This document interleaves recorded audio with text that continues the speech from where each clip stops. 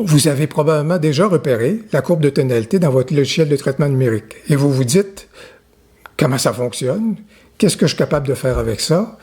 Vous en soupçonnez le potentiel et la puissance, mais vous avez peut-être jamais voulu vraiment basculer ou l'utiliser à fond. Aujourd'hui, on va traiter une photo uniquement avec la courbe de tonalité et vous allez voir, c'est un outil extrêmement puissant.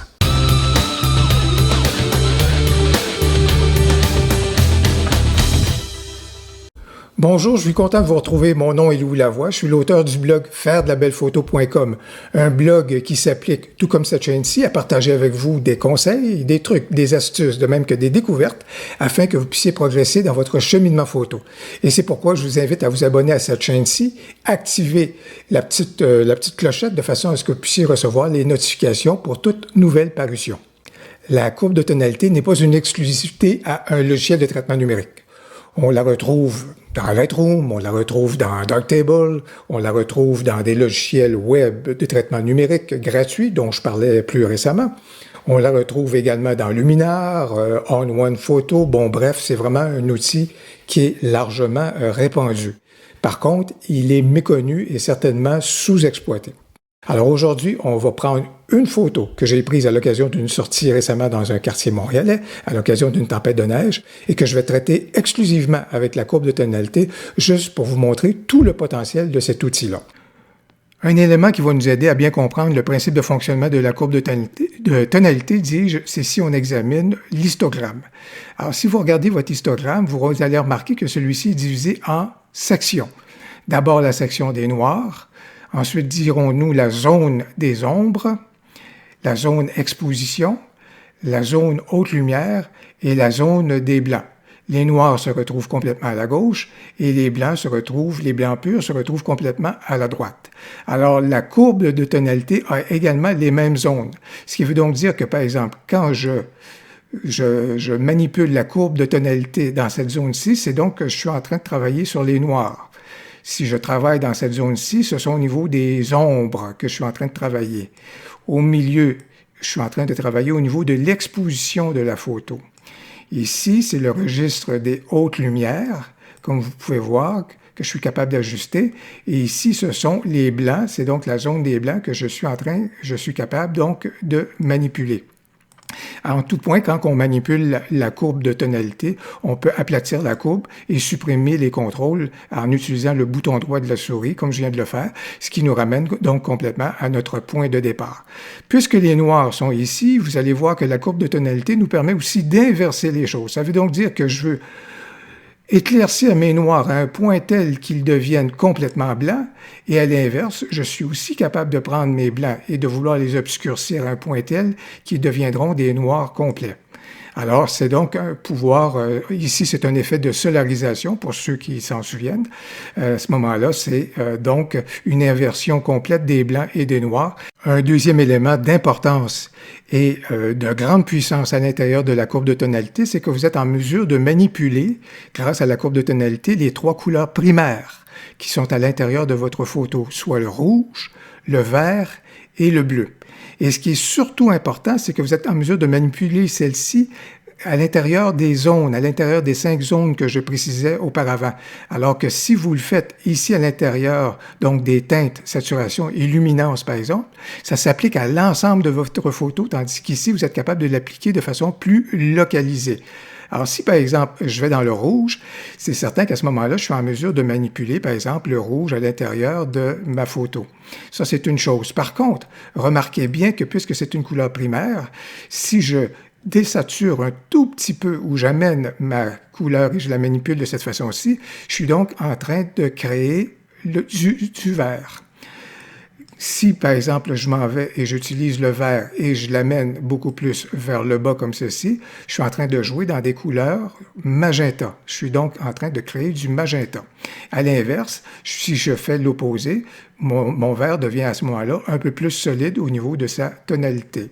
Et finalement, si je manipule le bleu, bien, vous allez voir que si je l'amène vers le bas, qu'est-ce que je suis en train de créer? C'est donc davantage c'est donc le jaune que je crée, tandis qu'évidemment, à ce moment-là, si je manipule, et non pas celui-là, mais je suis capable de supprimer mon point de contrôle, mais si je le manipule un peu plus vers le haut, vous voyez donc que je suis en train de créer davantage de bleu. Donc, voilà donc un outil, donc la puissance, un élément de la puissance de la courbe de tonalité, c'est de pouvoir manipuler les couleurs primaires, d'une part, mais de le faire de façon très localisée.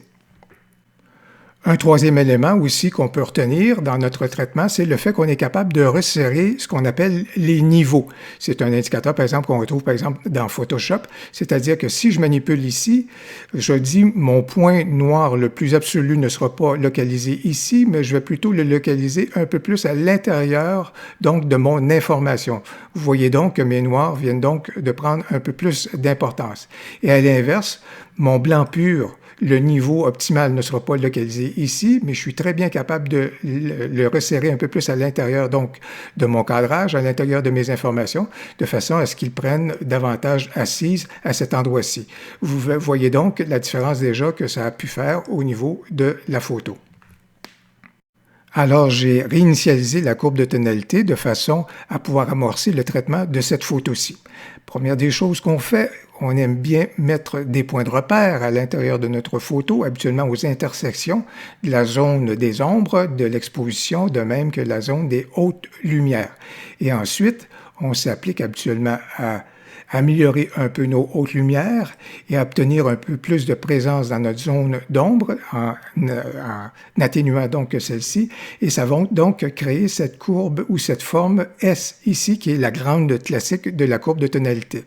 Je vous dirais que la localisation du point ici pourrait être plus judicieux parce que je devrais l'amener là où il peut avoir un peu plus d'importance parce que j'avais de l'information ici et beaucoup moins ici. Alors, ce faisant, à ce moment-là, j'ai beaucoup plus d'impact au niveau de ma photo. Mais si vous regardez déjà avant et après, vous voyez, alors vous voyez déjà à ce moment-là, et je recommence l'exercice, vous voyez déjà l'impact que juste cette courbe en S a déjà au niveau de ma photo.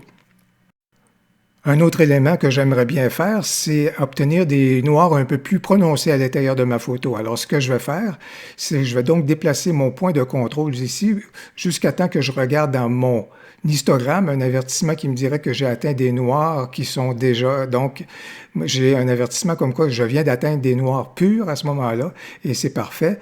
Vous pouvez le voir ici au niveau de l'avertissement. Ça, c'est cela. Alors...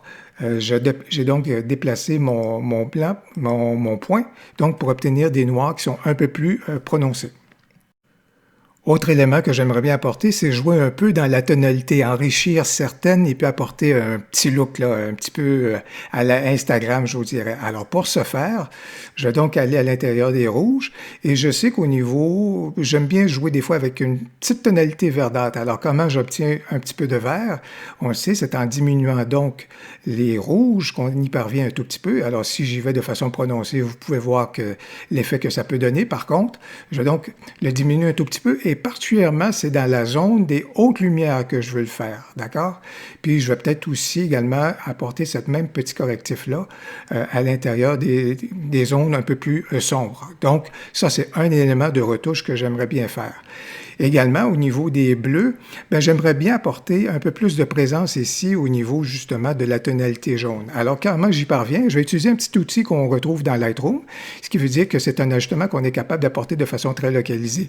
Et là, je vais donc appliquer mon petit outil sur cette zone-là et je sais qu'à ce moment-là, le correctif va s'appliquer sur cette zone-là et dans ce registre de couleurs-là. Et ce que je veux donc faire, c'est que je veux donc diminuer donc les bleus, ça va donc améliorer le jaune, vous vous en souvenez, et vous voyez donc que ça allait apporter un peu plus de présence. Je n'irai pas plus loin que ça. Et je vous dirais également ce que j'aimerais bien au niveau des noirs, c'est leur donner un petit côté bleuté parce qu'on est en hiver. Alors, je veux renforcer le côté donc, la couleur froide, je vous dirais qu'on retrouve avec les bleus. Alors, vous voyez ici, dans le noir, je me suis servi du petit outil dans la zone des sombres pour à ce moment-là apporter et augmenter la tonalité de bleu, tandis que dans la zone qui était plus localisée au centre, qui s'appliquait donc à la zone ici du boisé, j'ai enrichi un peu le côté jaunâtre. Alors, donc la puissance ici qu'on a de la courbe de tonalité, c'est de pouvoir apporter des ajustements de façon extrêmement localisée sans que ça s'applique à l'ensemble donc de notre photo. Au final, je vais peut-être apporter une dernière petite touche. Et là, vous allez dire, ah, là, je sais maintenant comment on est capable d'obtenir l'effet que vous voyez beaucoup, que ce soit dans Instagram ou différents trucs. C'est vraiment l'espèce de look un peu délavé. Alors, comment est-ce qu'on y parvient? C'est lorsqu'on prend nos extrémités, soit les blancs purs ou encore les noirs, nos points de contrôle, et qu'on vient dire à ce moment-là, on va éliminer complètement les noirs de notre photo. Alors, si vous regardez bien, si je soulève ça ici, et je dis non, on va commencer juste à partir des zones donc d'ombre. Regardez, vous voyez comment on vient d'obtenir à ce moment-là le fameux look, je l'appelle le muted à l'anglaise un peu, donc l'effet atténué, ce côté vintage là. C'est comme ça qu'on parvient à obtenir ce côté-là, donc atténué. C'est donc en disant, et je vais juste refaire, je suis parti d'ici et à ce moment-là, j'ai dit non, à ce moment-là, on va éliminer ou un peu délaver les noirs complets, comme vous pouvez voir, et ça va donc nous donner ce beau côté très vintage là qu'on a.